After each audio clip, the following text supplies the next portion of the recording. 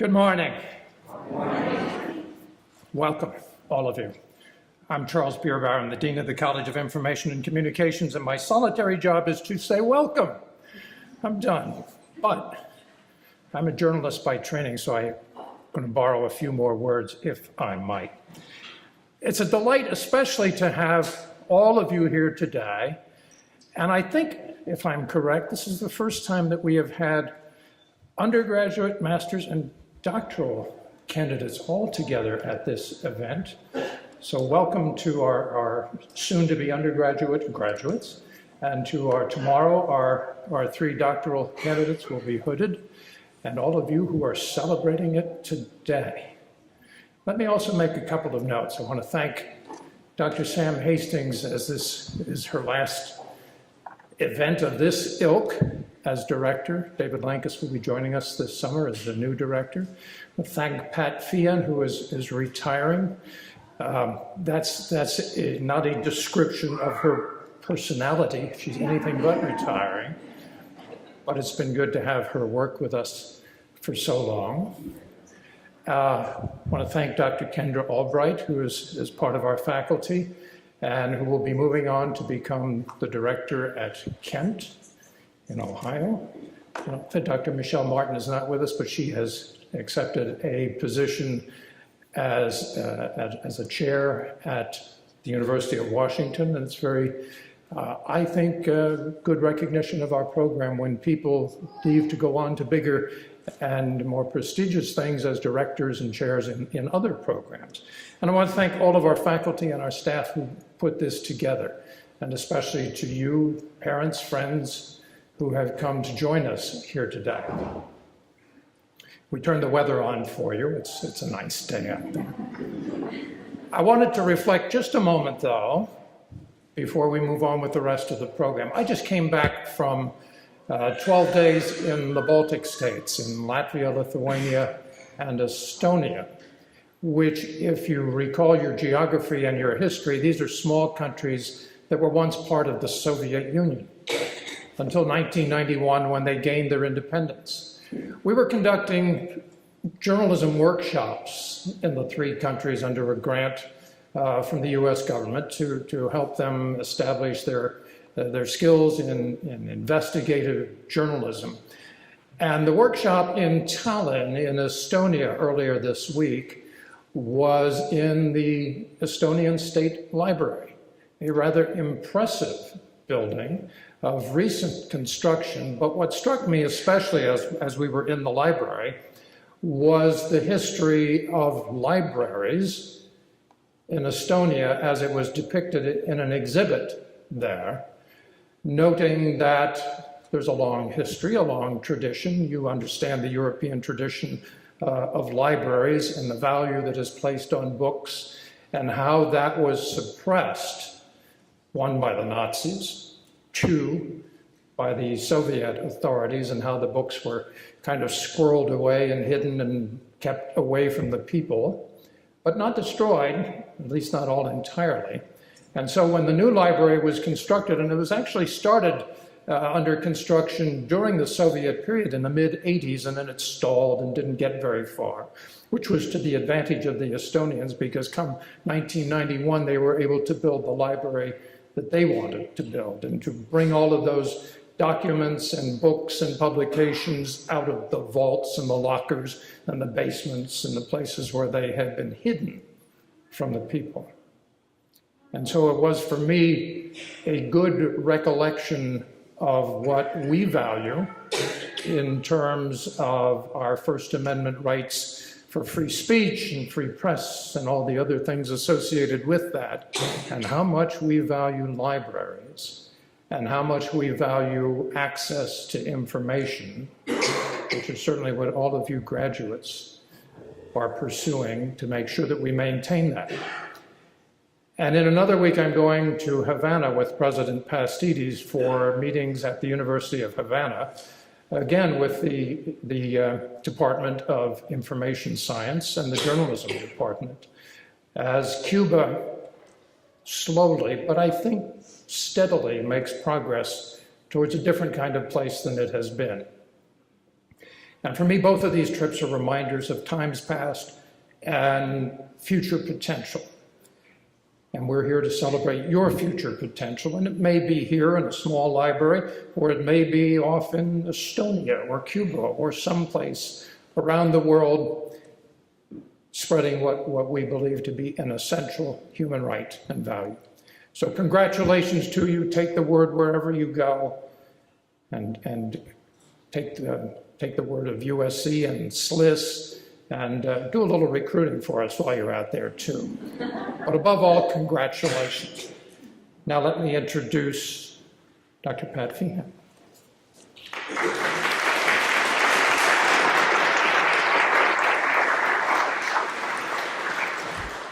I'm retiring just in time. I lost my hat. Go figure. So I can literally say, hats off to you. My hat is also off today to our hooding ceremony speaker, Dr. Samantha Kelly Hastings. I have the honor of introducing her to you, she who needs no introduction. But there are probably some things you don't know. So let me do, as I said, the honors. In 1972, Dr. Hastings earned her BA from the University of Arizona in Tucson, her home state, and her master's in Library and Information Science from the University of South Florida in Tampa in 1989. A doctor of philosophy from Florida State University in Tallahassee in 1994. He moved about the state there. She has worked as a high school English and math teacher, a medical librarian, a community college librarian, and a university librarian. She has worked in technical services, reference and circulation, and the planning and management of local and wide area networks. So you get the picture, the big picture. She has worked for the Florida Department of Natural Resources for the Marine Fisheries Commission. You can ask her about that. And the Florida Division of Library and Information Services in the Bureau of Library Development. She has been an independent information consultant for statewide multi-type library networks, telecommunications, and technology. And if that wasn't enough, she became a library and information science educator with specialty areas in digital image retrieval, cultural heritage, and telecommunications. In 2000, she became an associate professor in the School of Library and Information Science at the University of North Texas, and then interim dean. The rest, as they say, is history. She moved from the Sunshine State of Florida to the Redbud capital of Texas, and in 2006 to famously hot Columbia, South Carolina, to become the director of the School of Library and Information Science and Associate Dean of the College of Information and Communications. Since then, she has served our school, the university, the state of South Carolina, and our national cohort of students as a passionate advocate, supporting the education of undergraduates in information science, graduate students in library and information science, and turnkey-ready doctoral students. Let me take a few more minutes to go on and on. I want to give a high five to Dr. Sam from her faculty colleagues. Sam has embraced literally and figuratively our community of librarians, media specialists, and information specialists and friends, especially through his support of and connection with the National Advisory Council and our diversity leadership group. Another said, I have seen Dr. Sam recruit students at a shoe store, conference bars, a hot dog stand, a taxi, and someone walking down the street. You don't do that unless you really believe in your profession. She is a professor and a mentor of a lifetime, one who always puts others first and cares with all of her heart. Another colleague loves that she is a fierce protector of what she believes to be important. Oh, and she has an infectious, loud laugh. For me, I love that she has dedicated herself for 10 years to the development, growth, and support of eliminating illiteracy in South Carolina. a mission near and dear to my heart. And after every event in Davis College, you can find her when everyone else is gone, picking up, moving furniture, and emptying the trash. That's how she rolls. Sam is service. Yes, past president of the American Society for Information Science and Technology and immediate past president of the Association of Library and Information Science Education and founder of the Annual Review of Cultural Heritage Informatics. Well, you get the idea. And hostess with the mostest for a fun food fest that the fall and spring slings at her home. Doors open to everyone, forming a community, forming a family. Dr. Sam's motto is every day is another chance to leave it better than you found it. She is not leaving yet. She is simply stepping back from the director's chair. The seat is warm and sometimes hot. And she is leaving the School of Library and Information Science better than when she found it. Truth. So I now introduce to you Dr. Sam Hastings, and remember what Charles Schulz said, try not to have a good time, this is supposed to be educational.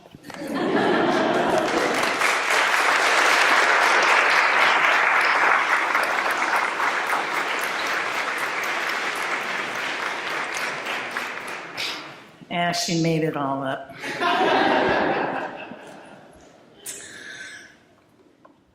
I feel like I don't even need to give a speech now.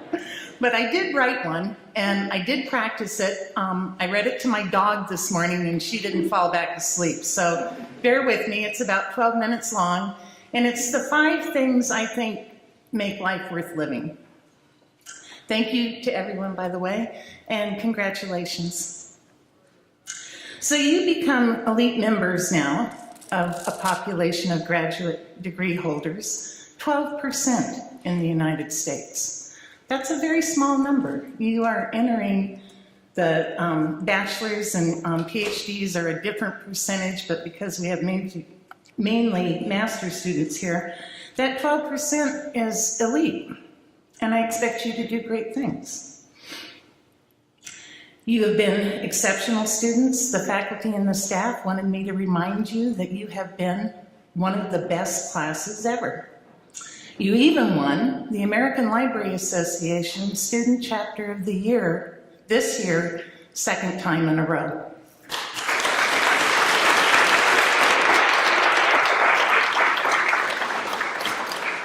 I'd like to ask the LISA officers to stand for a minute if you're graduating. These are the officers that won this award, and we thank you very much.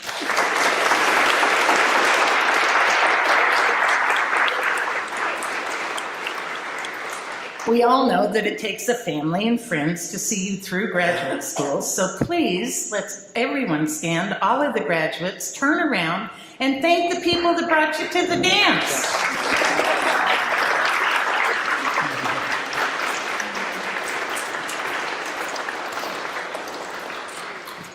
So happy and honored, I stand before you for my last graduation as director of the great School of Library and Information Science. Seemingly our last chance to exchange ideas and relish the protection of the Academy for a few more moments. However, our Master of Library and Information Science program should have prepared you so well that there's really nothing to add in a graduation speech. Well, maybe there's a couple things. Maybe just a couple. So, I have no doubt that you've learned all kinds of theories and applications for how to organize and retrieve information, how to design and evaluate programs and services, and how to meet the information needs of a diverse clientele. What we may not have done so well is to impart to you the things that make life interesting, that make us human, the packaging, so to speak, for all the intelligence and knowledge that your graduate degree has challenged you to pull together and demonstrate. So today I want to share with you my thoughts and feelings about these 5 tenets that I believe are what keep life worth living. Let's call them the 5 keepers. They're the past, duty, heart, grace, and the future. So let me begin with the past. You all know the cliches centered around doomed to repeat, 20/20 hindsight, historical perspective, and many others. The important thing, though, about the past is that it holds the record of both our humanity and our inhumanity, our glory and our shame, and we don't want to forget either.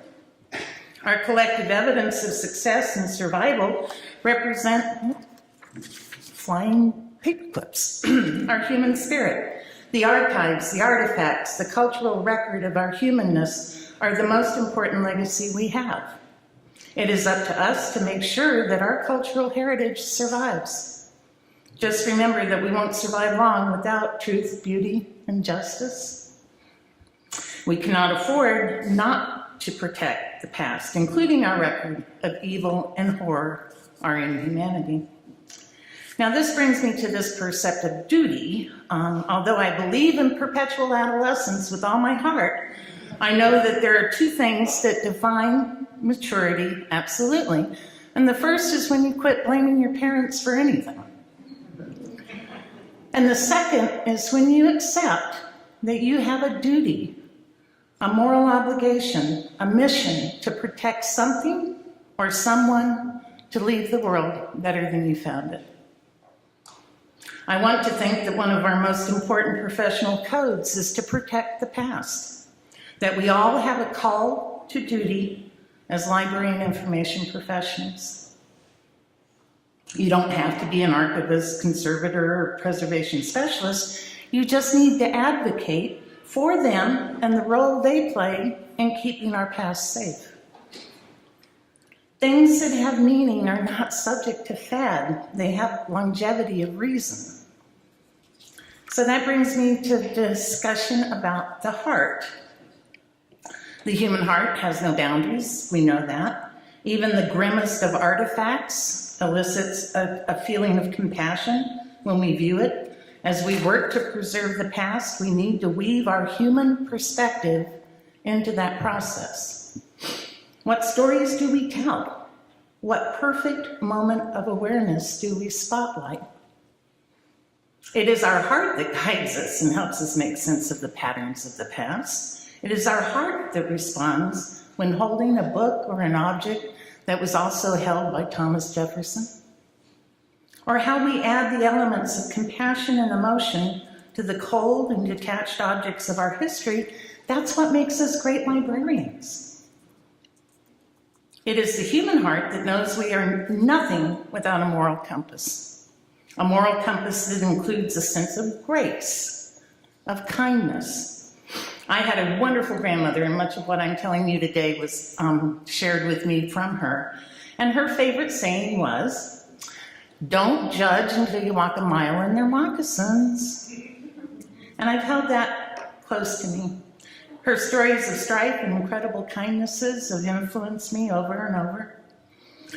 This is the perspective I believe we need to bring to our duty to protect the past. The biggest error we can make is to assume that circumstances and variables were constant for our ancestors. It is a sense of grace and kindness. If a sense of grace and kindness guide our inquiries, then our stories become more than just a representation of objects. So, if circumstances and variables are not constant for the past, then surely they can't be constant for the future.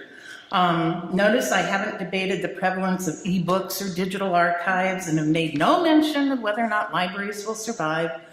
The future should not be confused with technological advances.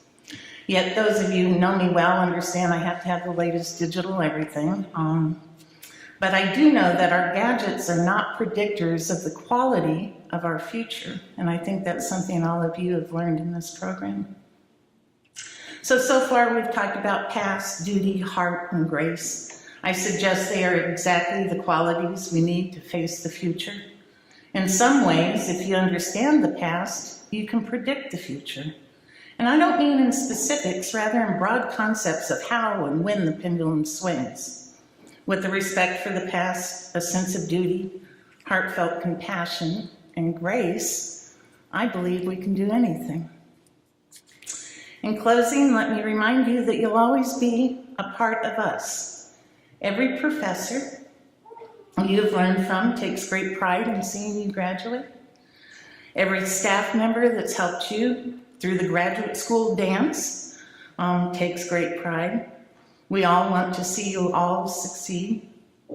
Please know that you'll always be a part of our school.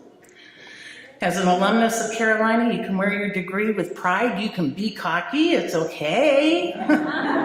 We have faith in you and believe that your education and time spent with us has prepared you for the challenges coming our way.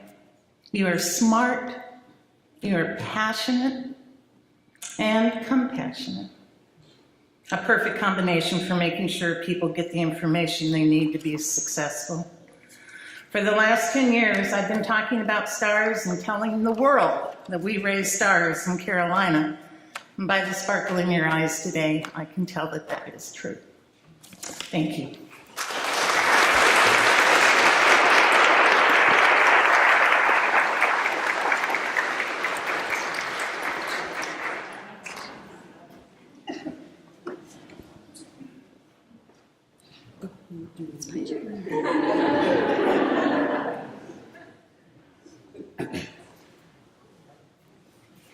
Hello. We have a couple special recognitions before we get started for the presentation of the MLIS candidates.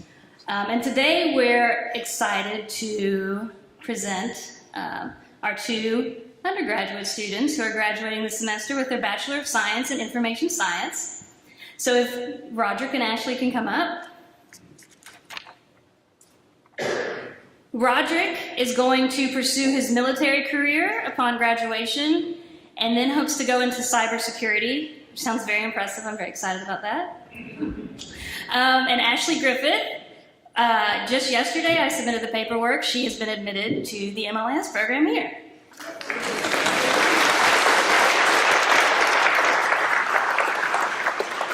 And she didn't get the email yet, so I kind of told her that this morning. So hopefully it'll be approved at the graduate school. So congratulations.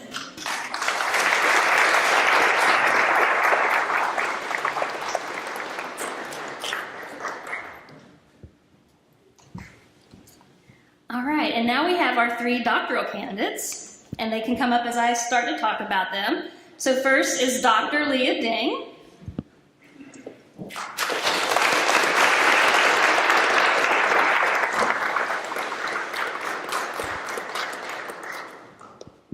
Leah is leaving South Carolina, and she's going to be an assistant professor and a social science librarian at the Eastern Washington State University. So they're going to hood you.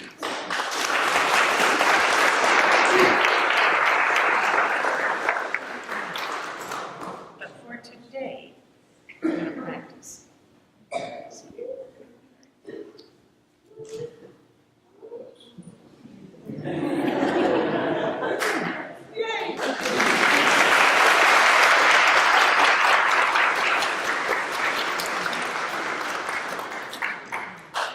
Why we practice getting this. The official ending for doctoral students is tomorrow afternoon. Yes. Next we have Dr. Anna Dubjanakovic. Dubnakovic. I practiced. And Anna is the head of the USC Music Library here on campus, and she worked full-time while working on her doctoral degree full-time.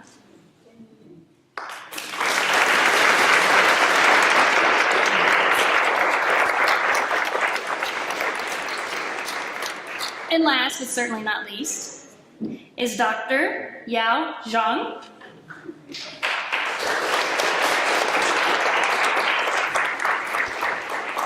Yao has accepted a postdoctoral fellowship here at USC with the School of Public Health.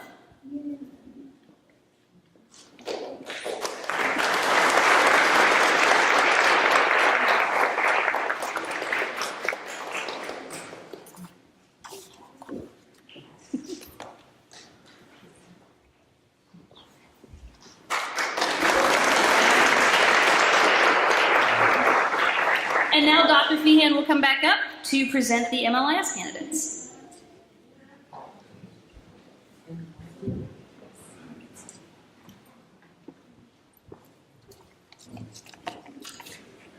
I have the honor of presenting our Masters of Library and Information Science graduates. Way to go.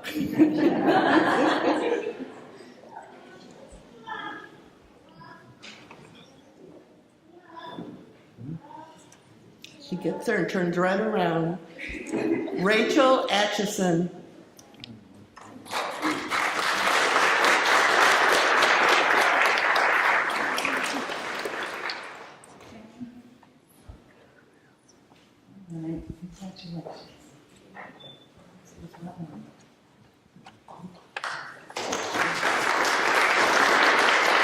Lisa Aiken.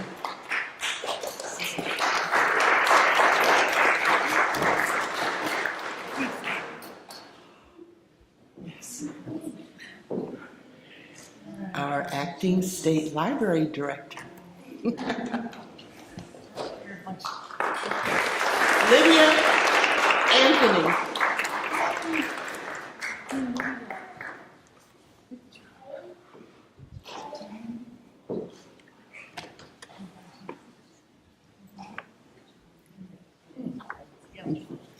Patricia Barker.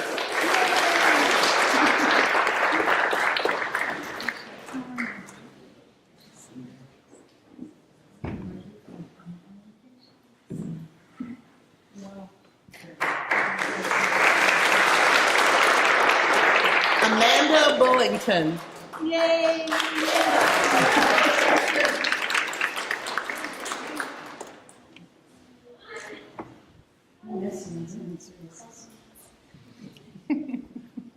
Miriam Church.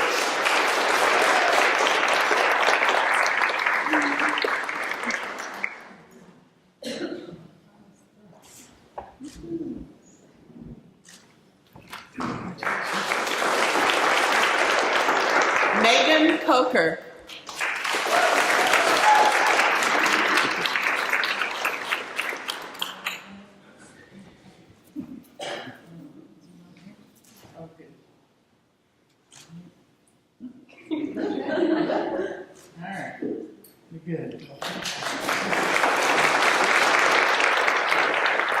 Jessica Colella Shake.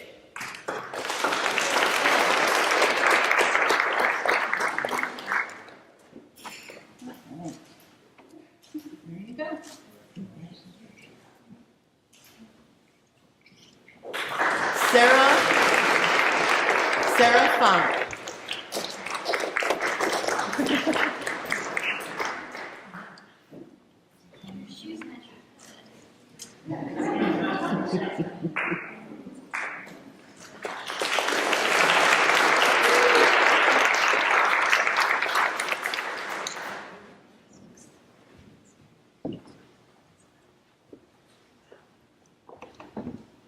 Do, do, do, do, do. Do.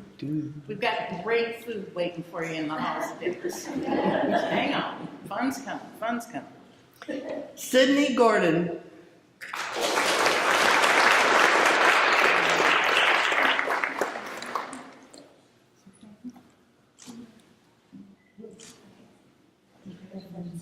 Good.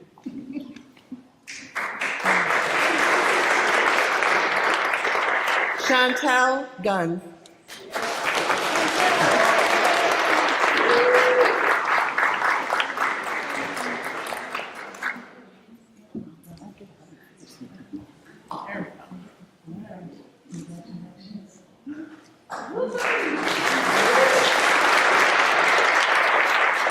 Tracy Hannah.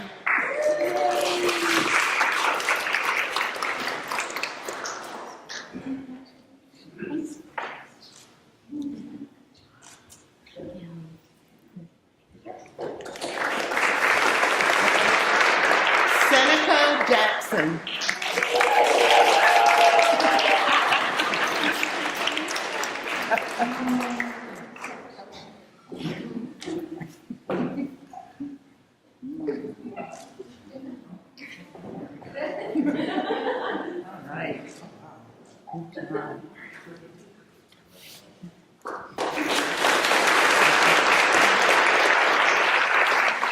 Katie Kimbrough.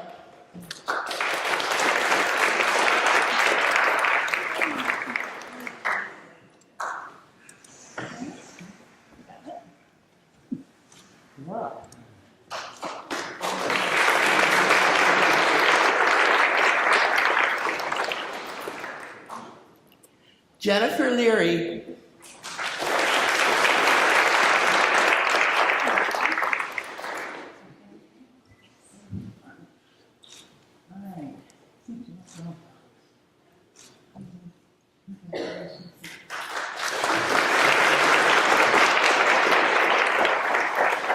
Yuan Lee.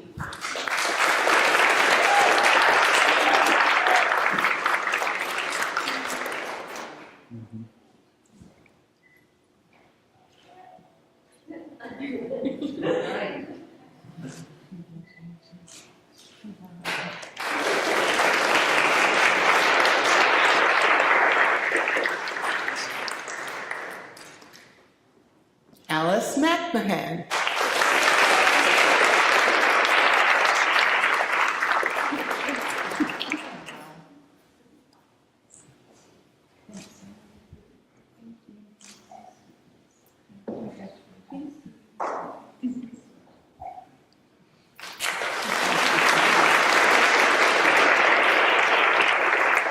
Sarah Nesno.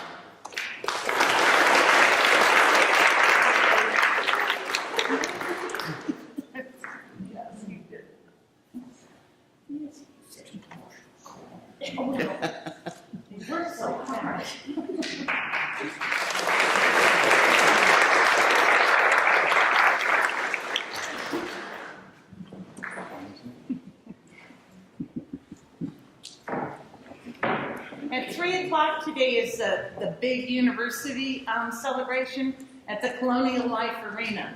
So after we have a party at Davis, I hope I see you there.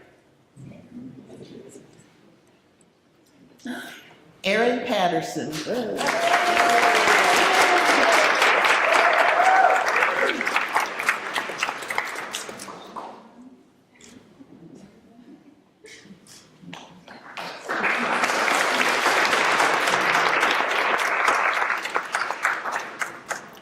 Lindsay Rogelio.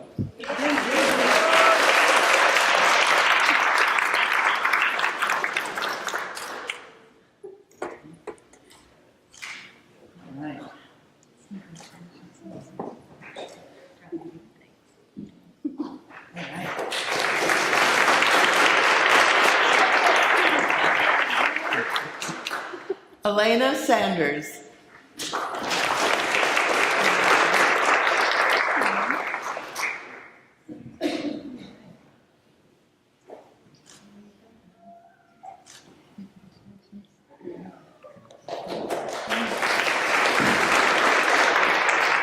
Lisa Sauerbrey. Way to go.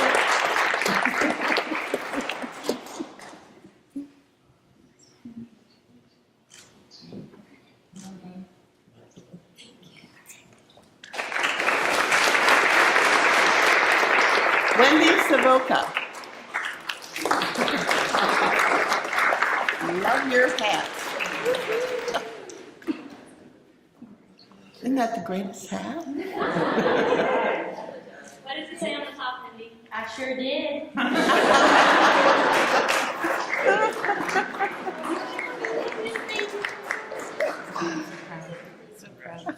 I know.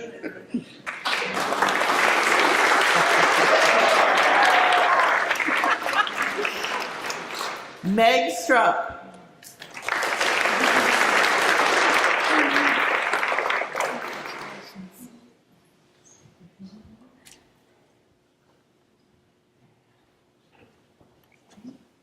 She's doing her internship at the State Library.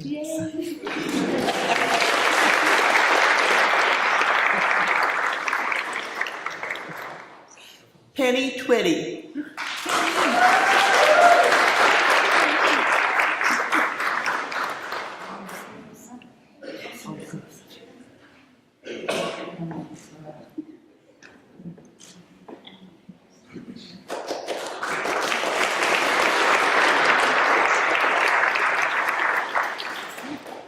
Ashley Woodruff.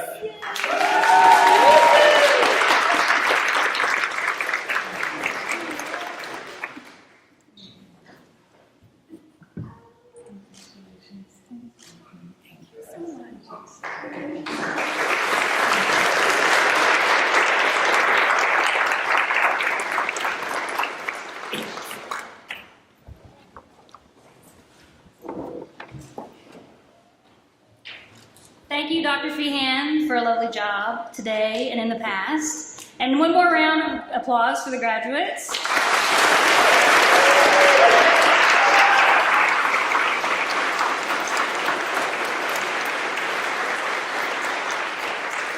So Dr. Hastings wouldn't let us do anything fancy. But she can't really say no to students. For closing remarks, we typically have a master's student, but we brought a special person in this time. We kind of focused on first. So our first two PhD graduates were Dr. Clayton Copeland, and many of you know, and if you know Dr. Copeland, you love Dr. Copeland, right? So we also brought back Dr. Christine Angel, and Dr. Angel taught our first group of undergraduate students. She is currently an assistant professor at St. John's University in Queens, New York, and so she's marveling over the lack of buildings and all the trees here that she forgot existed. And in her spare time, she's a major in the U.S. Air Force Reserves. So if Major Dr. Christine Angel can come up for just a few minutes. Nope.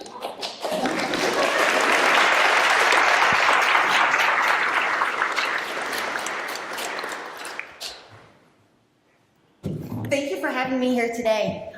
I was one of the first doctoral students that graduated from the new PhD program, or the newly formed PhD program at that time, and was selected by Dr. Sam Hastings to actually participate in the first cohort. I remember getting a phone call from Dr. Jennifer Arns after she called me saying that I was selected, asking her if she did indeed call the right number, just to get extra feedback on what it is I was actually going to be doing. So my life changed at that moment because suddenly there were more possibilities to do something good. I remember trying to figure out what my dissertation was going to be. That was a very, very hard time because every idea I came up with, it was either so what, or what are you going to do with that, or it's already been done. So I finally settled on, I was interested in libraries, archives, and museums, and I thought, all right, I want to figure out or do an analysis of the descriptive tagging practices of library, archive, and museum professionals on a set of objects. And Dr. Hastings said, knowing my love for Impressionism and Monet, you cannot use anything like that. Anything that you do research on has got to be focused on an under or a misrepresented population. So I went back to my master's degree, which was in anthropology, biological anthropology, focusing on woodland Native Americans and the disease markers found in the disease markers left by treponematosis. And she goes, okay, I thought if I'm going to do something that I'm familiar with, there was a great collection of Catawba Native American artifacts over at McKissick, and that was how my doctoral program was formed. It was doing research on Catawba Native Americans and the artifacts that they left behind. I took that idea and how to describe objects by providing a voice to the under and misrepresented to St. John's University, which is a Catholic and Vincentian university. Now, being placed in Queens, New York, it's where people say people are fresh off the boat. So everybody comes to New York from all these different countries, speaking every other language but English. And you somehow have to connect to those people and help them find the resources that they need. So through academic service learning, which is an experiential platform that students use within a variety of different library and information science programs, I teach students how to describe objects at libraries, archives, and museums and represent those objects, focusing on providing a voice for the under and misrepresented. That is what I do now. I teach students how to describe objects so that when other people look for this information on the web, their voices are heard. So the one thing, the major thing that I took from this program was through giving, we receive. And how to do that within our profession is what Dr. Hastings taught me how to do. Thank you.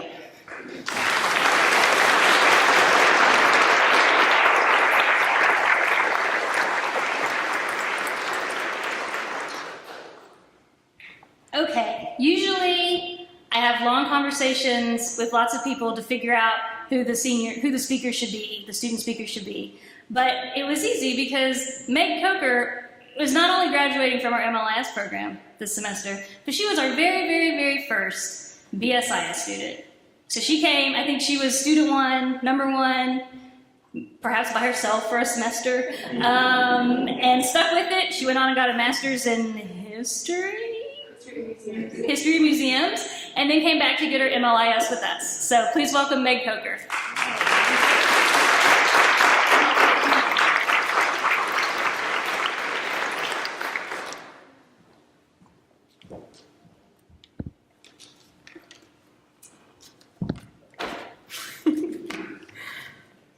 I fondly remember the last time I was asked to give this list student perspective in this very room. It was part of a college-wide new student convocation in my sophomore year as an undergraduate majoring in information science in the first few years of the BSIS program. And I think there were 3 of us, maybe. I carefully figured out what I wanted to say and prepared my notes. And just before I walked up here to speak, Dr. Sam, in all of her natural exuberance, asked all of the list students to raise their hands, which is when I found out I was the only one there to give my speech on being a SLIS student. So today I am very thankful to be here surrounded by my fellow citizens of SLIS and our friends and family as we celebrate graduation, the conclusion of years of hard work, and prepare to enter the next chapter of our lives as information professionals. If you look at pop culture stereotypes, knowing how to be an information professional is pretty simple. Wear glasses, keep your hair in a bun, maintain an extensive collection of cardigans, look askance at those newfangled machines, and shush people. We all know there's more to being a librarian, archivist, or any of the other information professionals in the Cardian clan than just shushing and shelving. However, even the most stale stereotypes often have the tiniest grain of truth to them because they acknowledge that information professionals have that eternal quality some call heart. Even Music Man's Marian the Librarian, who has a whole song dedicated to her primness and preference for absolute silence in her library, also has a fondness for banned poetry books and a soft spot for all the people in the library, even when they're too loud. We're not here for the textbooks, the tuition, or to kill time.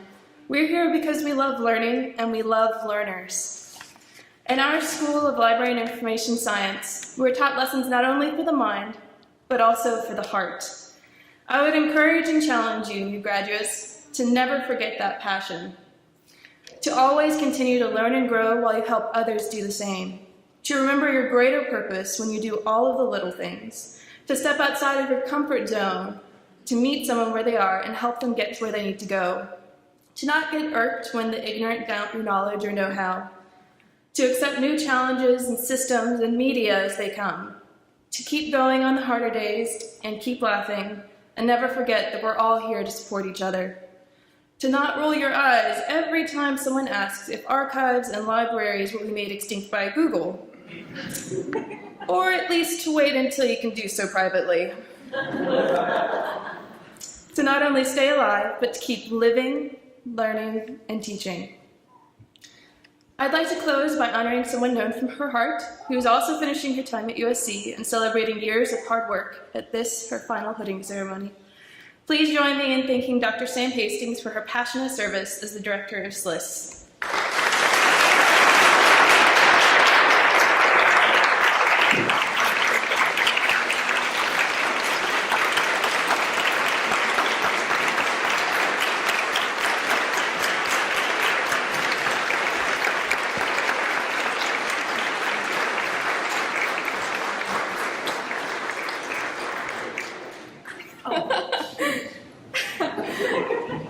Thank you, Dr. Sam, for all that you've done, for your encouragement and your enthusiasm. We have learned so much from your willingness to share your heart with us in our respective journeys through USC SLIS, and we'll never forget the impact you've had on us. Thank you.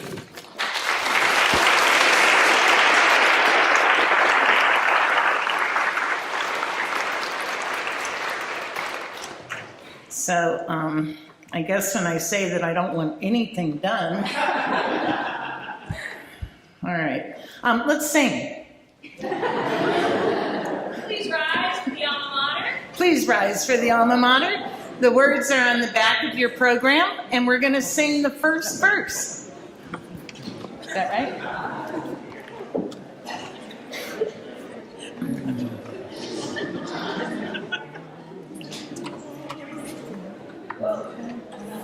La la la, line up and sing thy high praise with loyal devotion, remembering those days when proudly we sought thee, thy children to be.